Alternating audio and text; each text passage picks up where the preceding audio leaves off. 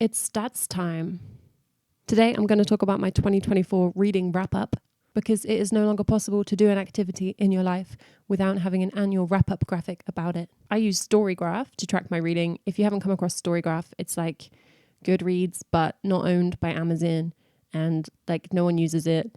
And it's very focused on moods of your books and recommending you other books, which is a feature I don't actually use, but I do like their colorful pie charts. So looking at my 2024 reading wrap up, first of all, it says, congratulations on a wonderful reading year. So I like that. We're starting out positively. I don't know if it says that no matter what. If I read one book and rated it 1 star, would it say, I'm sorry? I'm not sure. In terms of numbers of books, I read 112 books in 2024, and that was 29,277 pages and 299 and a half hours. And I actually did get over 300 audiobook hours because I was listening to an audiobook over the end of December and beginning of January, but I've just logged that in January. Much like Goodreads, Storygraph does give you the capacity to log things as you go, like how many pages or minutes you listen to every day. I don't do that because I've got other stuff to do. So it was a very slight inaccuracy in terms of things I was reading over the beginning and the end of the year, but that doesn't really matter. 112 books. And the first book I read in 2024 was She Who Became the Sun. That was a high rated read for me. I really enjoyed that. And it was a really nice early January read, getting lost in some historical fantasy. And then the last book I read was Simone de Beauvoir, The Ethics of Ambiguity, which is French philosophy. I discussed that in my December wrap up. That was a whole journey. I don't know how I feel about that being the last book I read in 2024. Next up is a graph of the mood of books. So this is what Storygraph loves to do, is tell you what kind of vibes you're reading. And this is a darkness line, which measures how gloomy or serious your reading is. You can see that my lightest reading was apparently in January, and it kind of just got darker throughout the year. Again, I'm not sure what that says about me. All of these metrics are created by user input. So when you finish a book on Storygraph, you put in your rating, your review, if you want to write a written review, and then you can tag it with a whole bunch of information. So genres, subgenres, moods, lightness, darkness, pace, and then that user inputted data is assigned to those books. Actually, don't input any of that information when I read a book.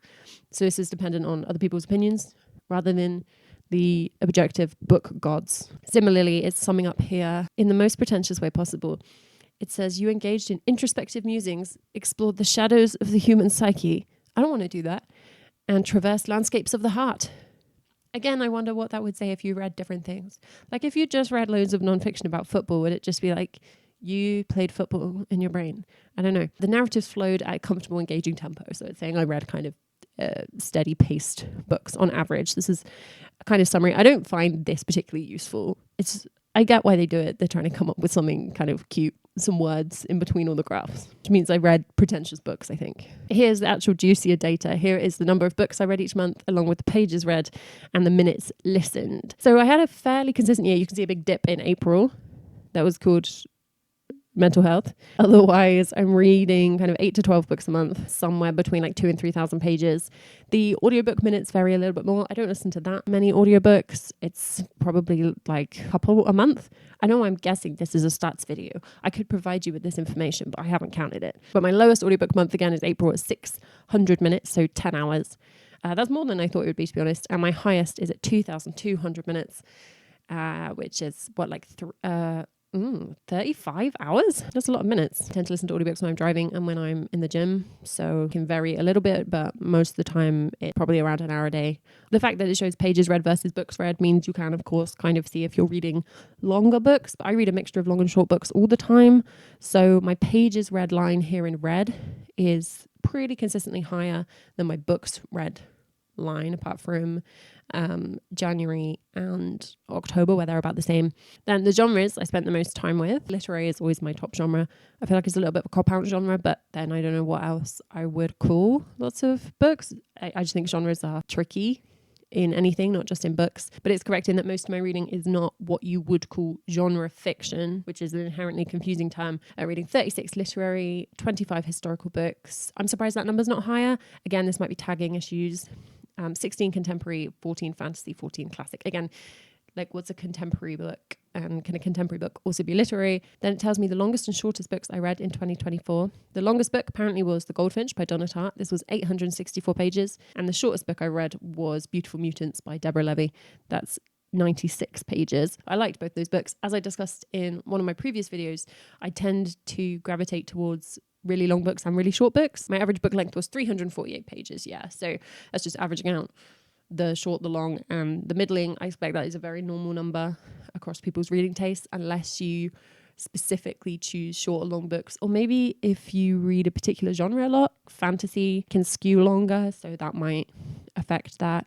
And it tells me that I took around 7 days to finish each book. So this stat doesn't work on my profile because I don't log when I start reading books.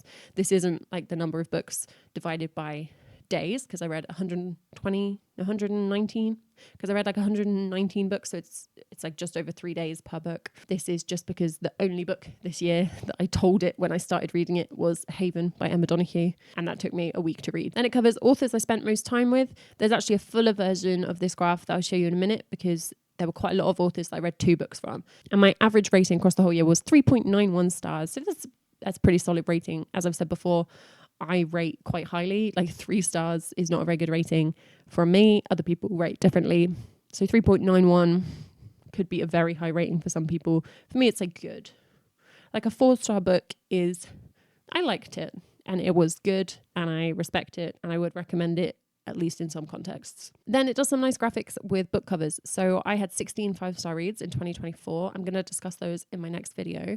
And here's the distribution of my rating. So as you can see, I'm giving out lots of 3.5s and lots of 4s. That generates that 3.9 rating. I've got 16 5 stars, 19 4.5 stars. So those are also very successful books. And then much fewer of those lower ratings. So 9 3 stars, 6 2.5 stars, and just 2 2 stars. And I didn't rate anything lower than a 2. I rated one book 1 star in 2023. I didn't rate anything 1 star in 2024. My highest average rated month was March with a 4.14. And it says December was a 3.5. That was lower. Yeah, I discussed this in my December wrap up. It was a lower month. I DNF'd 2 books and I gave out some low ratings, I think because I read a bunch of Christmas murders and they weren't very good. March was also the month when I read the most. I read 3,064 pages. So just breaking off from the wrap up, I can go to just my general stats page and put in March 2024. I read 11 books, averaging that 4.14 with 3 5 stars, a 4.5 star, 3 4 stars, and 4 3.5 stars. So nothing lower than a 3.5 star in March. That would be why I ended up with that high rating. Let's look at what those books actually were. I do wish when it showed you your stats, it would show you the books that fall into that stats category as well. So in order to look at what books I read, I go to my read books. I'll put in a time filter. In March 2024, I read All That Remains, Sea of Tranquility. There was a 5 stars. A Town Called Solace, The Women of Troy, was good, 4 stars. June, 3.5 stars. That's probably a little bit generous for my actual reading experience of June. I feel like June was one of those where it took me a long time to read it. And so when I read it, I was filled with a sense of release and joy. And I did like many aspects of it, but it's probably a 3. As was another nonfiction, that was 4 stars. Liane Moriarty, which I find very readable, 4 stars. Come and Get It, 4.5 stars. I liked that. That's by Kylie Reid, the author of... Oh, what's the famous Kylie Reid called? The author of Such a Fun Age. This was a nonfiction.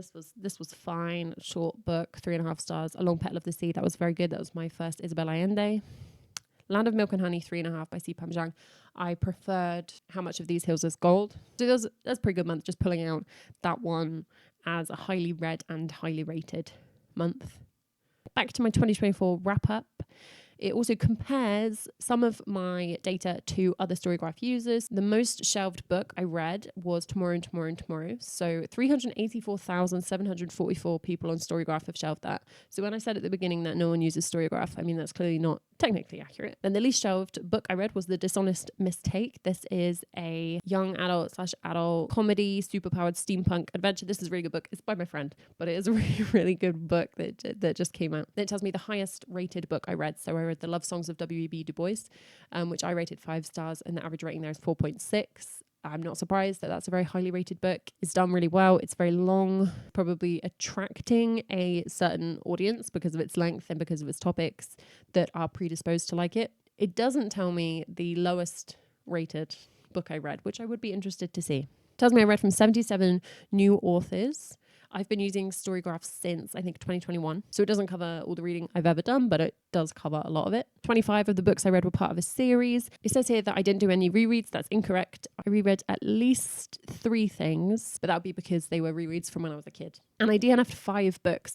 Given that I DNF'd 2 in December, I think that shows how my December went. And it is pointing out here that if you have a plus subscription to Storygraph, like a paid subscription, you get more wrap-up data, which makes sense. I don't have that. And then what it goes through is all the books I read. So all the covers of the books in a graphic. And this is in chronological order. I don't think we're going to see any particular trend shifting throughout the year. Pulling out some covers I particularly liked here. I think the cover of Johnny Appleseed is really nice. Also, You Made a Fool of Death with Your Beauty. I didn't actually rate either of those books that highly, but I really like the covers. This version of June, which is the version I have, and I wanted this cover version. This is a nice cover. I think the cover of Our Wives Under the Sea is good. It's very evocative of the slightly creepy, watery mood of that book. The cover of Haven is very pretty. Again, I found this book, I liked it, but I was a little bit disappointed by it, but it's a very pretty cover.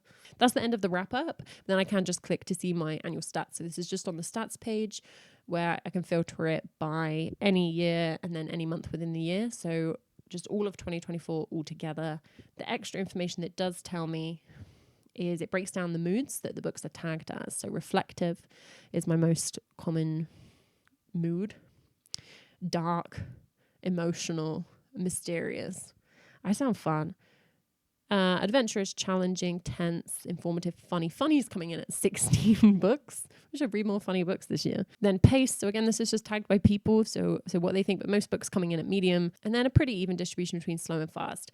I think if I were to actually look at that, I probably feel like more of them are slow than that. But I expect that most books are probably tagged medium. In terms of page numbers, most of my books, unsurprisingly, are coming in at the 300 to 499 page mark. Again, I think that's probably just most books that exist. So for most people, that will fall into there. 40% under 300 and just 16%, 13 books over 500 pages. Then it also covers audiobook length, with 73% of my audiobooks between 8 and 16 hours. And then the rest under 8 hours. I didn't listen to anything longer than 16 hours.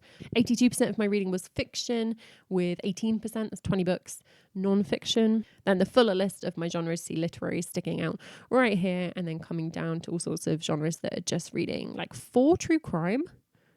Hang on, I read 4 true crime. Look at these. Okay, so In Cold Blood is true crime. All That Remains is a book about forensic pathology and unnatural causes. All That Remains is a book about forensic anthropology, and Unnatural Causes about forensic pathology. So they do both mention like crime, as does this book about the law. I don't think I would tag them as true crime, but I see how they've ended up in there.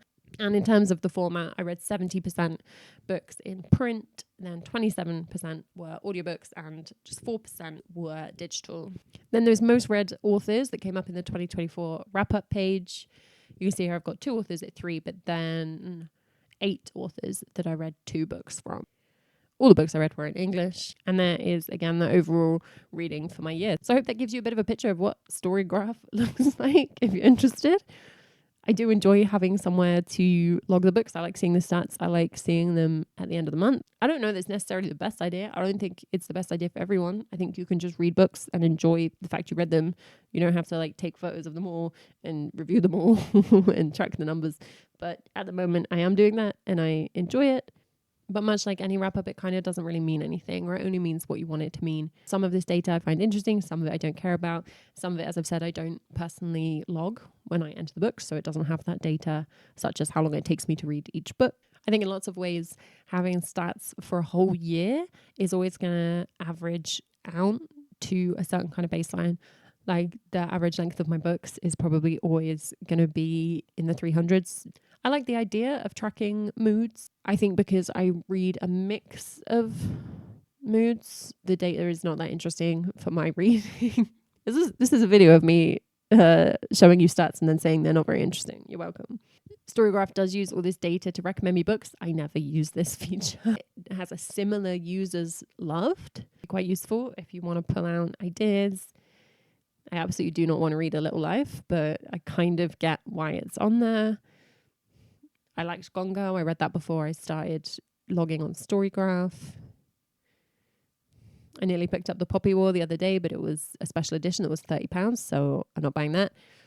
So I get where these recommendations are coming from. I think they're probably moderately accurate. Then it recommends books in the literary category, which is my most read genre, historical, my second most read genre. Although I would say my historical reads are pretty much exclusively literary historical. So there's a little bit of a distinction there. Feminist books, speculative books. Yeah, these are things I like and things I read. I think, to be honest, my favourite feminist books are probably speculative, and my favourite speculative books are probably feminist. I like the crossover of those two genres. So the more data I give it with what I read and how I rated it, it can also shape my future reading if you want to. Just in terms of Storygraph more generally, if you're interested, it includes challenges for the year, much like Goodreads. You can set your own and you can join challenges that other people are coming up with. You can follow people to see their reviews. I don't follow anybody. And when you're looking at a book, this is just Fourth Wing was being promoted to me, it will tell you what it's tagged with. So you see 3 genres at the top and 3 moods and a pace. There are 241,000 reviews for Fourth Wing, and these are the different moods that they put it in. The paces, so 51% medium, 45 fast. So it's pretty split. That's going to go into medium, but it just shows that these things aren't really clear cut, and it tells you whether it's a plot book or a character book, whether the characters are lovable, diverse, whether they're focused, the average rating, content warnings, and you can, of course, read people's reviews. So I don't think there's anything that I really think is missing on Storygraph that I would want. I don't use all the features, but I enjoy the ones I do use, and I like having a wrap up. Makes me feel like I accomplished something. If you have a favorite reading stat, feel free to tell me in the comments. Who doesn't have favorite statistics? And I'll be going through my 16 5-star reads of 2024 in my next video. Thanks for watching.